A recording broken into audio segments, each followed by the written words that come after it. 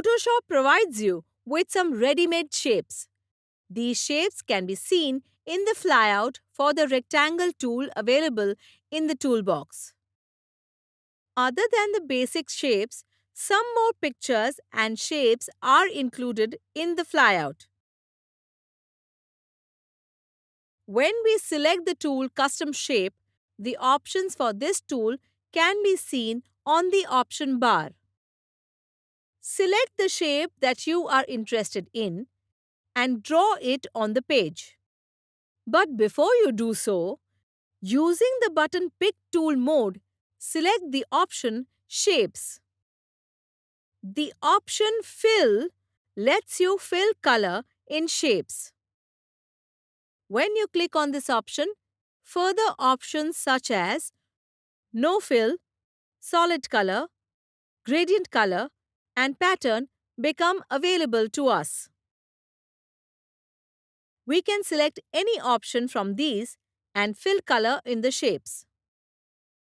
The opacity of the color can be reduced or increased in the gradient color.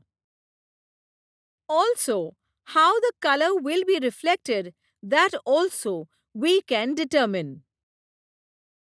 By using the option Stroke, we can give an outline to the shape and also color it.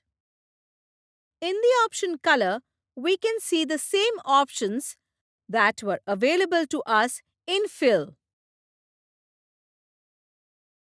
Set Shape Stroke Width lets you decide the width of the outline for the shape.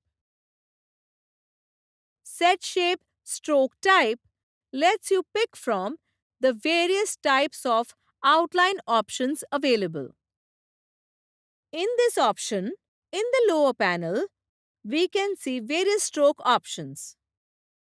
For example, Align, Caps, Corners.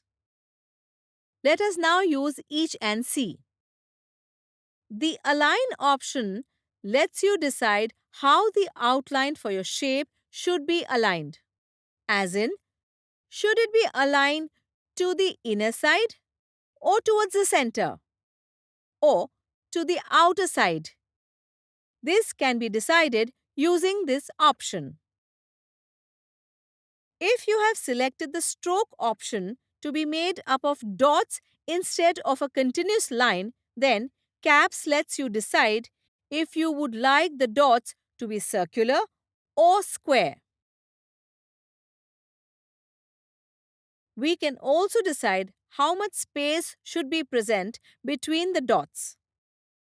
For this, select the option More Options available at the end.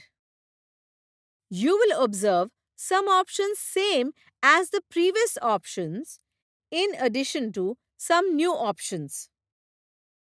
If you have selected the stroke type dot dot, then you can set the size of the dots in pixels, and you can also decide on the space that goes between them. Now let us see the usage of the last option, corners. For this, first set the stroke align value as outside. When we select the option as round, then the corners are rounded. If we select the option bevel, then the corners look like this. It is possible to save the new stroke type that you have created. To save the stroke type, click on the Save button. There are some more options available on the option bar. The first one is Path Operation. We have created this shape. If you would like to create one more shape and take it on another layer, then from the option Path Operation, select New Layer. When you select the option Combine, you will observe that the first shape gets joined to the second shape. When you select Subtract Front Shape, you will observe that the first shape gets deleted from the second shape.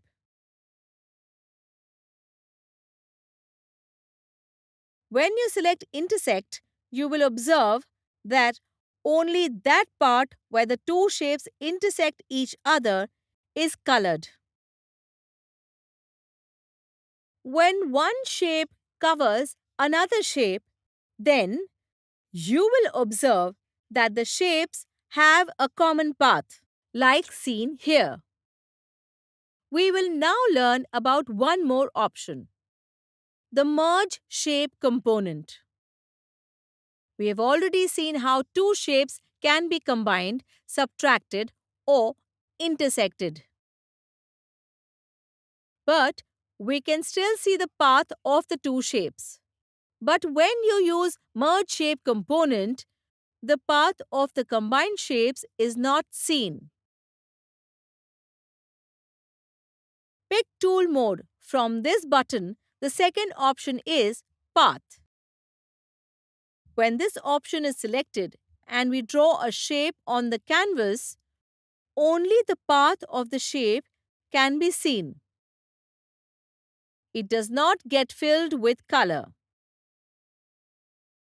If you would like to fill it with color, then select the option Make New Layer Shape.